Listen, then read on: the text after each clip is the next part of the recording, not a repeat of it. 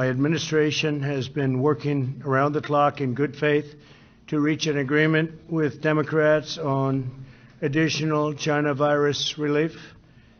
Already my administration has enacted over $3 trillion in historic relief, saving many tens of millions of dollars in jobs. And you see how fast the economy is coming back. It does look like it's going to be a very sharp V.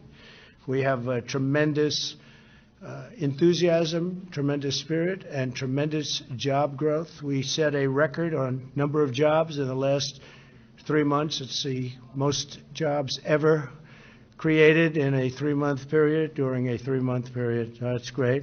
Before we begin, I've just signed 2 bills that are great for our vets. Our vets are very special. We passed Choice, as you know, Veterans Choice and Veterans Accountability.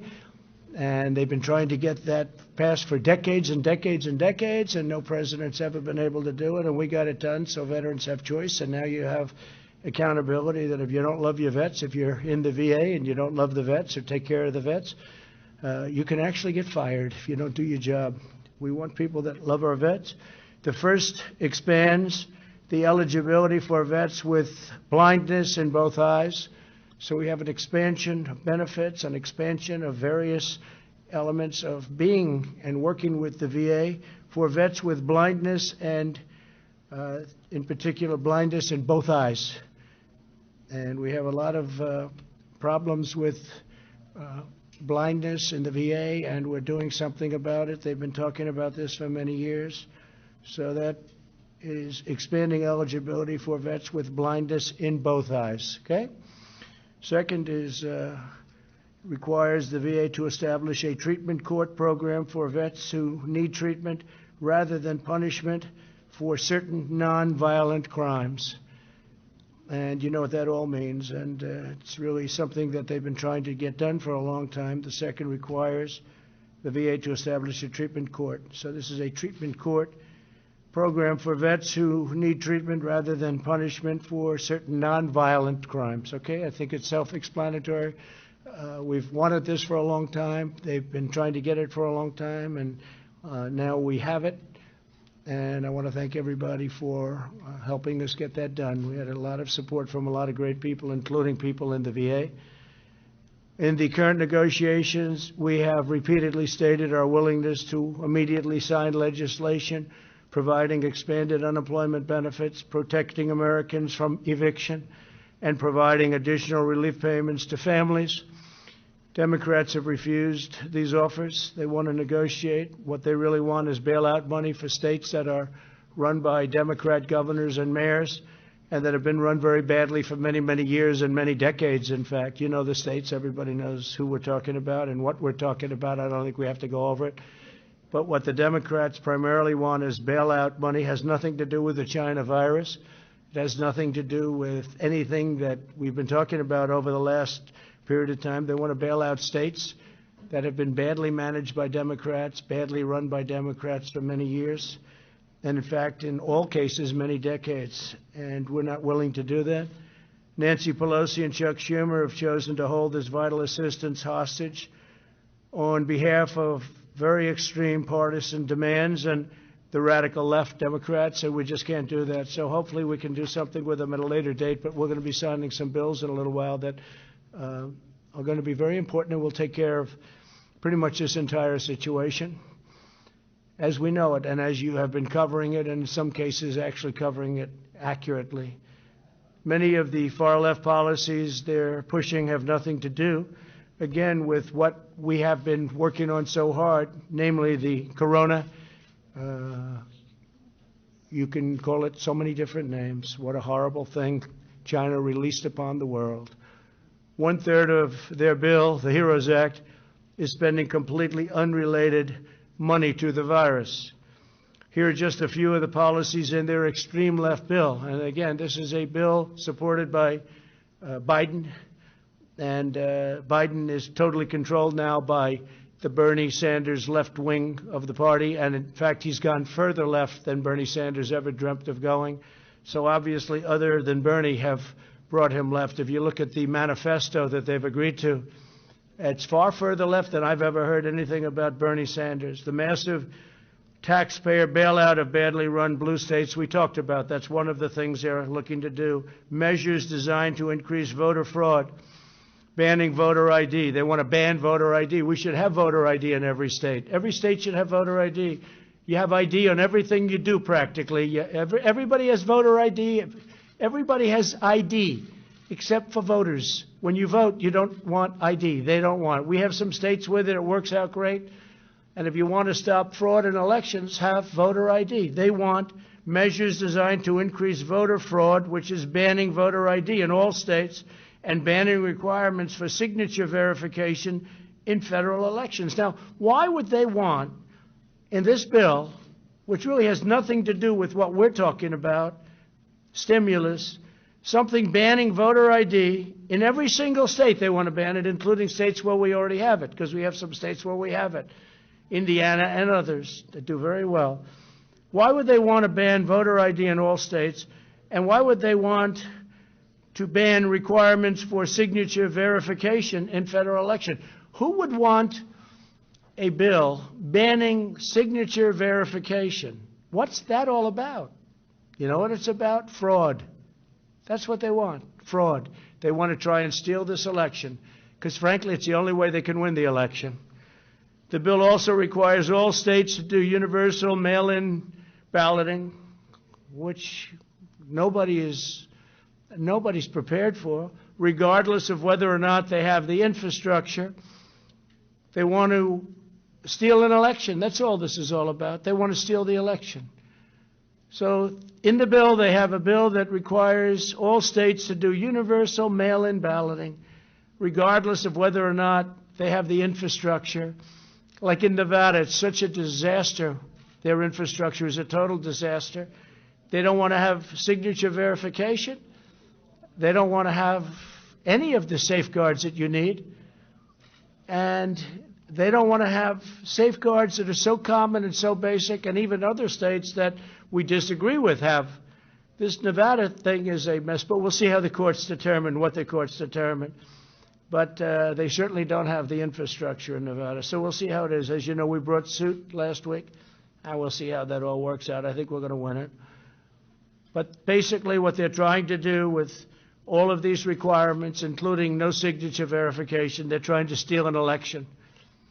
And I was in Ohio, I was in Texas, I was in Florida over the last 4 or 5 days, and if you would see the crowds along the highways and the roadways, people have said they've never seen anything like it. And they haven't seen anything like it, and the press doesn't report it because they're fake news. They even want to force states to implement the controversial practice known as ballot harvesting, very dangerous practice, meaning they would allow Democrat Party operatives to deposit thousands and thousands of completed ballots at the post office without any verification of who filled them out, including a verification of signatures on the ballot. So you're not even going to have a verified signature. Anybody, I could sign it, you could sign it, anybody in this room could sign it, and that's going to count as a vote. How can you do a thing like this? So this is what they're asking for. This is what Nancy Pelosi and crying Chuck Schumer are asking for. Okay, that's ridiculous. It's horrible. It's a horrible thing. The Democrat bill includes stimulus checks for illegal aliens. So if you were able to get into our country illegally, and our border is, as you know, doing very well right now. We have a very strong border, and the wall is up to 276 miles. And we'll be completed with it around the end of the year. We're going to do some extra mileage in certain areas that people didn't realize were so bad. So we'll be completed with it right after. We're going to do the additional mileage. We'll do it probably a little bit after the year. I think from what I've heard, Joe Biden, Sleepy Joe, wants to rip the wall down. He wants people to pour into our country. They want to have open borders. We don't want to have open borders. So the Democrat bill includes stimulus checks for illegal aliens. They require the mass release of illegal aliens from detention. They also compel the mass release of inmates, including serious felons. How do you like that one? And this is in the bill that we're talking about. What does this have to do with stimulus, the economy? What does this have to do with the coronavirus? Know the name? What does this have to do with this? So think of that. They required the mass release of illegal aliens from detention. What does this have to do with what we're trying to do? They want to put this, and this is a radical left policy, so they can go to Portland and try and rip the place apart that they've been doing for many years, and they've been doing for years and years. They also compel the mass release of inmates. What does this have to do with what we're talking about? This is Nancy Pelosi, crazy Nancy, and Chuck Schumer. They want to compel you to do this stuff, and this has nothing to do with what we're talking about, and it includes serious felons. They want to have these people released on a mass basis, including serious felons. That's page 1,689, page 1,762. Think of that. 1,762, and that's nowhere near the end of their bill. They have things in there that nobody has even had the time to look at or read. These people, I honestly don't believe they love our country. You want to know the truth. In addition to demanding these extreme partisan provisions, Democrats are actively blocking the following measures: support for K-12 schools to help them safely open, additional funding for the Paycheck Protection Program to help millions of workers on the payroll. These are a great program, very successful, kept a lot of businesses open. That's why we're doing so well in reopening our country. Additional money for hospitals, testing, and vaccines. Direct payments of $3,400 for a family of 4. Now remember, this is what the extreme partisans, this is what we're talking about. Democrats are actively blocking the things that we want. And what we want is good for people. These are things that they're blocking. Support for K-12 schools so they can open. Think of that. Also, direct payments of the $3,400 for a family of 4 plus. Then funding for child care and mental health care. And you need that, especially when you have so much of a lockdown. You need that. Mental health care. Funding for broadband, airports, and agriculture. Rental assistance, and support for community banks and credit unions to help them provide $100 billion in loans to the hardest hit communities, including rural communities and farmers. They don't want anybody to get that. Democrats are obstructing all of it. Therefore, I'm taking executive action. We've had it. And we're going to save American jobs and provide relief to the American workers, that I'll be signing these bills in a very short period of time. First one is I'm providing a payroll tax holiday to Americans earning less than $100,000 per year. In a few moments, I will sign a directive instructing the Treasury Department to allow employers to defer payment of the employee portion of certain payroll taxes from September 1st. And we're actually going to be making that. We just got the word. We're just getting some word from a lot of people. We didn't think we'd have to do this because we thought the Democrats would be reasonable, but they've been not only unreasonable, they've been ridiculous. So we're going to make that August 1st, most likely. It'll be August 1st. We'll let you know the exact date, but we're looking like August 1st. So it'll be August 1st through the end of 2020. This will mean bigger paychecks for working families as we race to produce a vaccine and eradicate the China virus once and for all. And we're doing very good with the numbers. You see it's going down in Arizona very, very substantially and rapidly, going down in California, going down in Texas, going down in Florida. Other areas are propping up a little bit, but we're watching them very closely. We understand the disease, and we're watching them very closely, especially our senior citizens and our senior citizens' residences. If I'm victorious on November 3rd, I plan to forgive these taxes and make permanent cuts to the payroll tax. I'm going to make them all permanent. Now, Joe Biden and the Democrats may not want that. They don't want that because they're adding $3 trillion in taxes. So they'll have the option of raising everybody's taxes and taking this away. But if I win, I may extend and terminate. In other words, I'll extend it beyond the end of the year and terminate the tax. And so we'll see what happens. Biden probably won't be doing that. You'll have to ask him. I don't think he knows what he's doing. Second, I'm signing an executive order directing the Department of Housing and Urban Development, HHS, and CDC to make sure renters and homeowners can stay in their homes. So I'm protecting people from eviction. Yet you've been hearing a lot about eviction, and the Democrats don't want to do anything having to do with protecting people from eviction. I said, let's do that separately. That could be a totally separate thing from passing along money so people can live. And they didn't even want to protect people from eviction, so they would get evicted. It's not their fault that this virus came into our country. It's China's fault, and came into the world. By the way, a lot of the people, a lot of the states that were doing the best are having some problems. A lot of the states that we weren't thinking were doing the best are doing very well. You look at some of the countries involved, some of the countries that were really standing out as examples are now exploding, but they'll get it down. They understand it. We're dealing with them. We're dealing with a lot of countries. We're providing thousands and thousands of ventilators all over the world right now. We make a lot of ventilators. We've started off with very little, and we're making a lot. And we have thousands in our stockpile, but we're making thousands a month, and we're providing many of them, thousands and thousands, to other countries that would never be able to get them. The Department of Housing and Urban Development will also provide financial assistance to struggling renters and homeowners and work with landlords and lenders to keep Americans safely in their homes. So we don't want people being evicted, and the bill, the act that I'm signing, will solve that problem largely, hopefully completely. The third action I'm taking today will also provide additional support for Americans who are unemployed due to the China virus. Under the CARES Act, I proudly signed expanded unemployment benefits into law. Congressional Democrats have stonewalled our efforts to extend this relief. They even opposed measures that would give bonuses to workers returning to the job.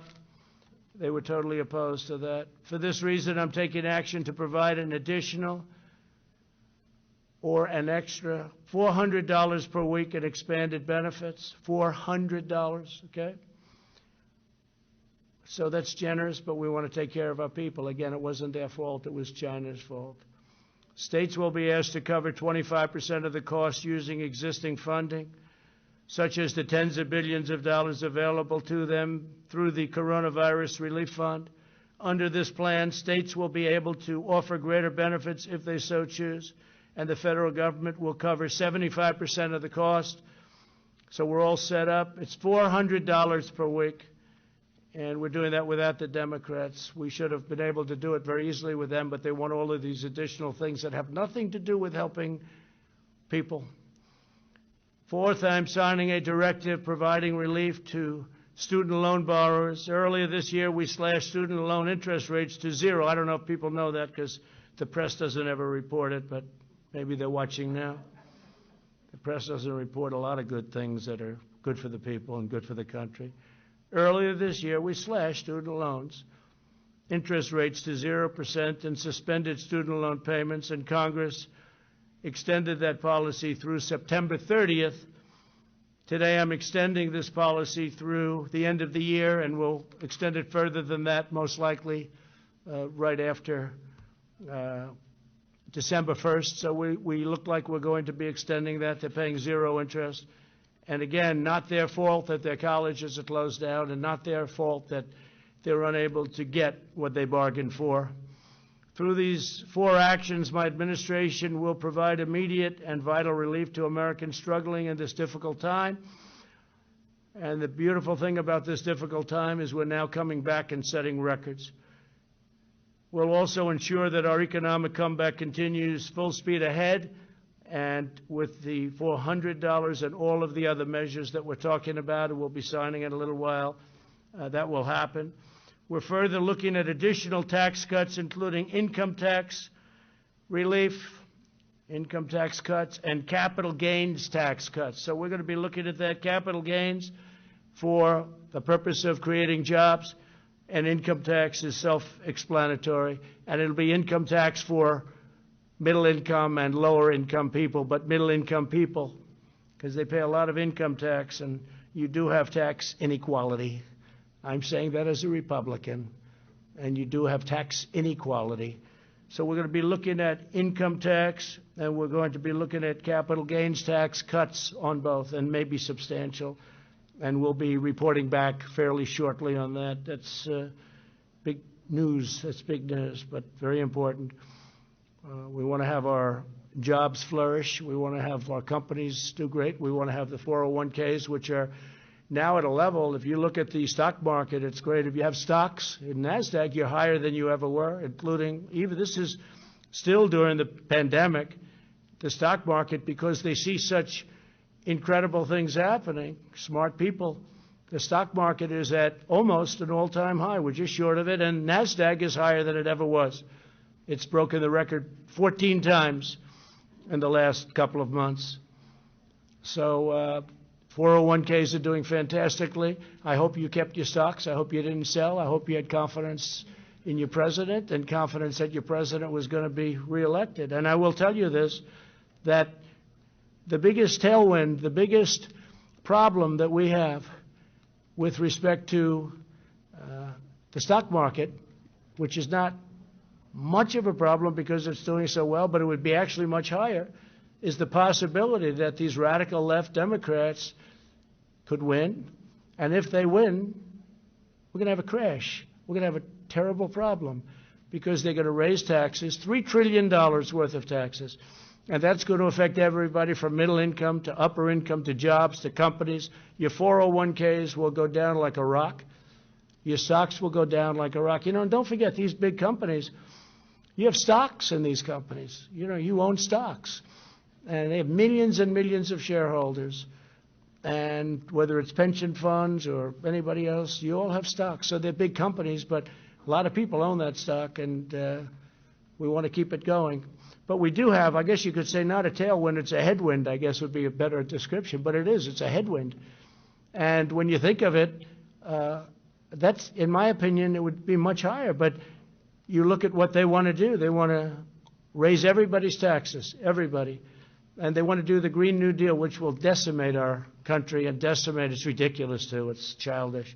I actually say the Green New Deal is childish. It's for children. It's not for adults. Anybody that believes in that is, I don't know, maybe it's politics. I don't even think it's good politics. They seem to think, so we'll see how they do. But I don't think it's good politics, that it'll decimate our economy.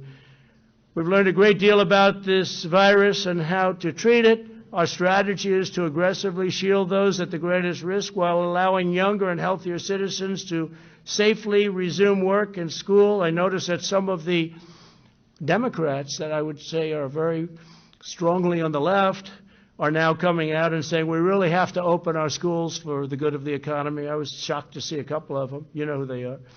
We urge all Americans to socially distance and avoid large crowds, and all of the things that we talk about all the time.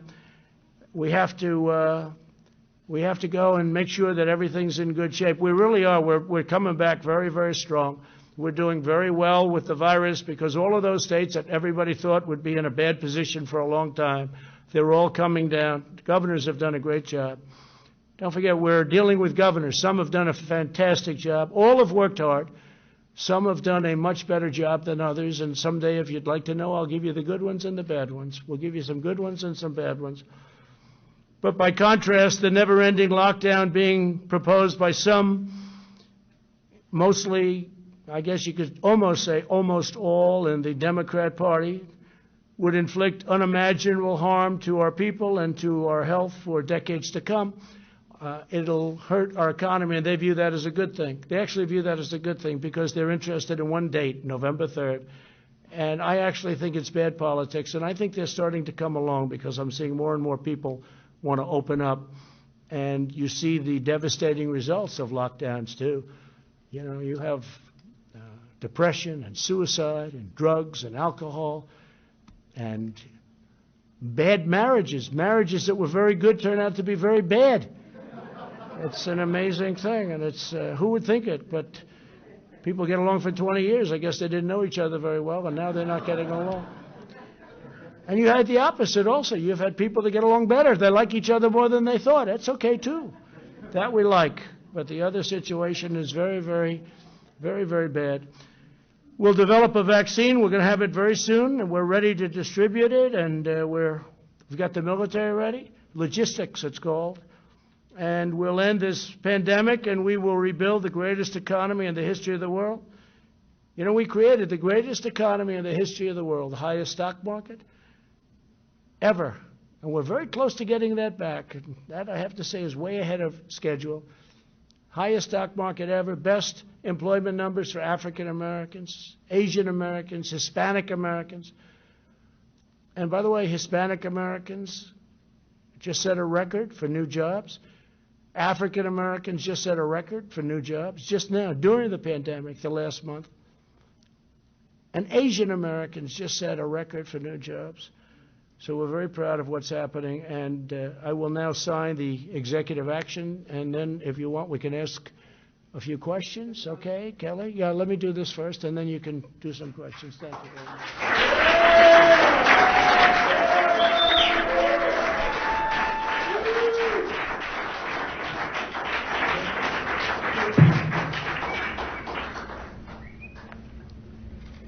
Okay, so this is for the authorization of other needs assistance program, major disasters declaration related to the coronavirus disease.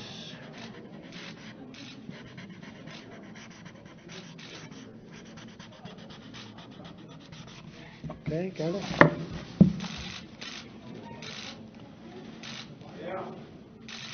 Okay.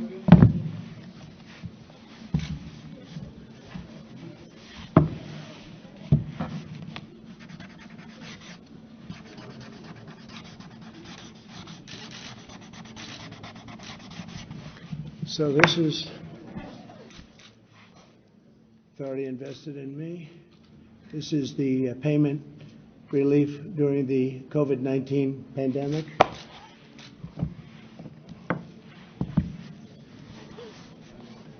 This is fighting the spread of the COVID-19 by providing assistance to renters and homeowners. We're doing assistance.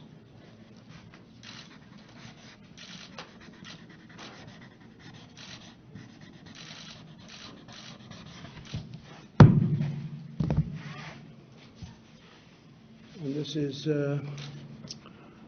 deferral payroll tax obligations. So this is your payroll tax obligations, which we're going to end up terminating eventually, right?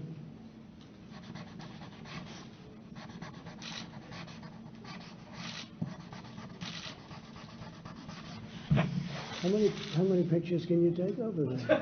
I mean, you're taking hundreds of pictures. What are you doing? Okay. I will.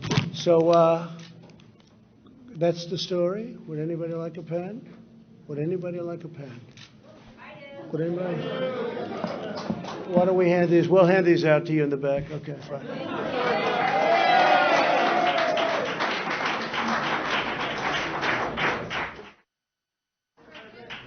Yes, please. Yes, sir. Can we start with the $400, sir?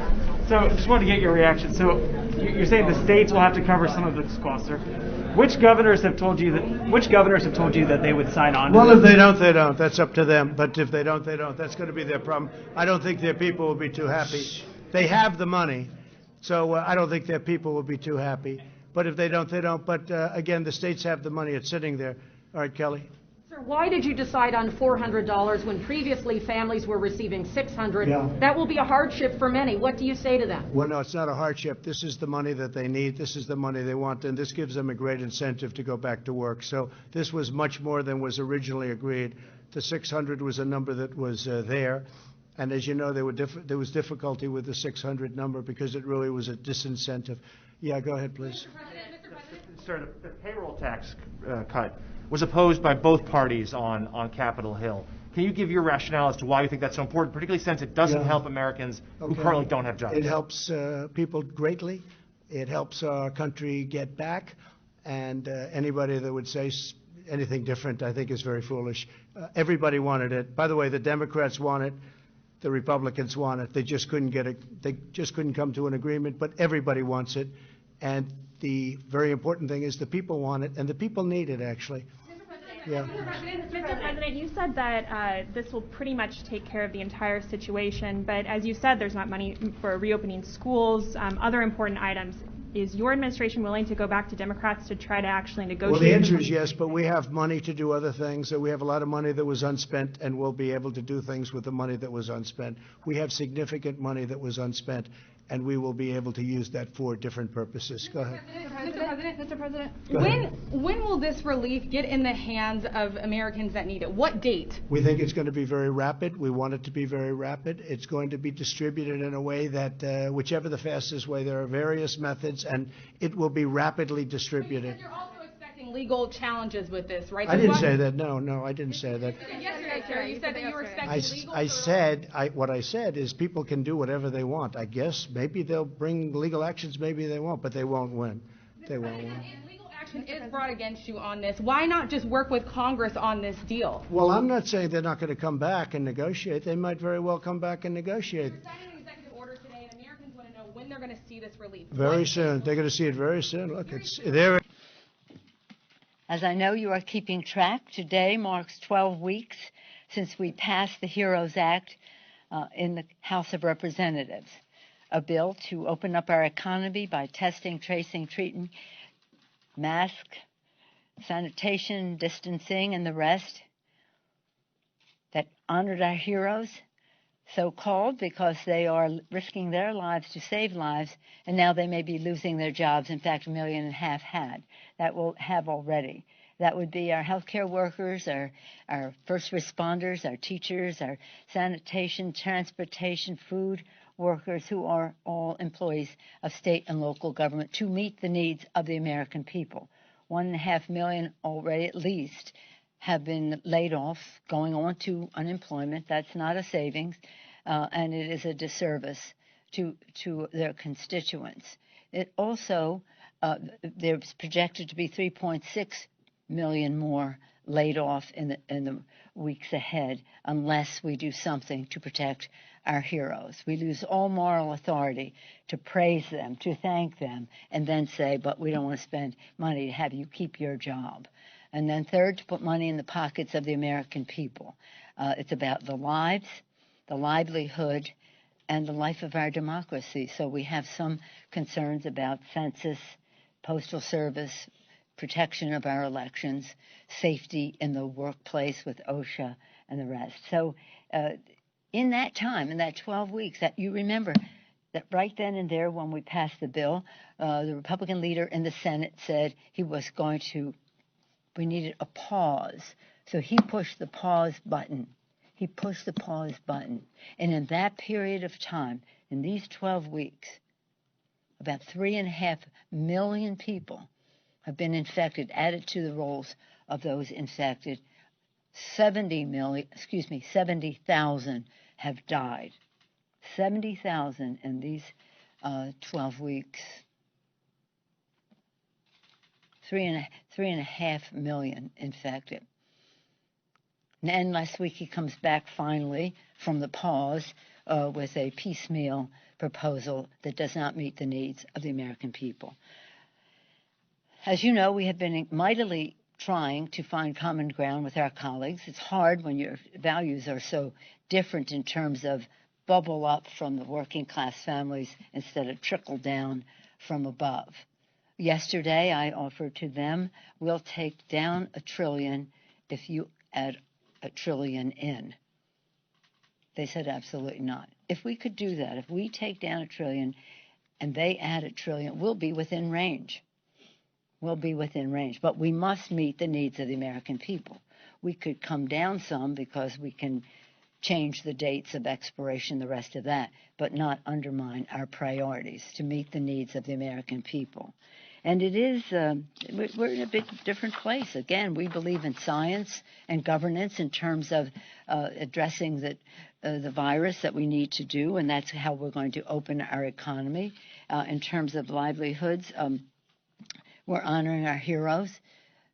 It doesn't do anything for our economy to have more people on unemployment, especially when they are our heroes. Safe schools, we're in a different place because we are listening to what is happening in communities where they're telling us largely they want to have virtual. Out of the 100 top, the largest school districts, so over 60 said they're going to have all virtual, some a hybrid, very few actually in-person schooling. We want as many kids as possible to go to school, but we have to make it safe for them to do so. And then we have housing insecurity. We have food insecurity. The list goes on and on. I wrote to my colleagues about this today. You've probably seen that. So this is about, I see everything through the eyes of the children. Their food insecurity, their housing insecurity. We can't have our children be hungry. We can't have them be homeless, and we cannot have them be afraid to go to school. And if we are going to be able to have more people go to work, we need child care. It's always about the children for me. So again, we'll be meeting this afternoon, and I will once again make the offer. We'll come down $1 trillion, you go up $1 trillion, and then we'll be within range of each other. But again, this is a very different set of values across the table.